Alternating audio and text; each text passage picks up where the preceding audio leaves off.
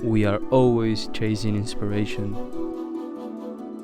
and whether you like it or not, it's just around the corner.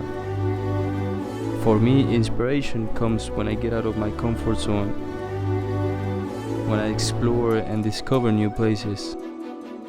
I have a challenging list of destinies to visit, and the last one was very special to me.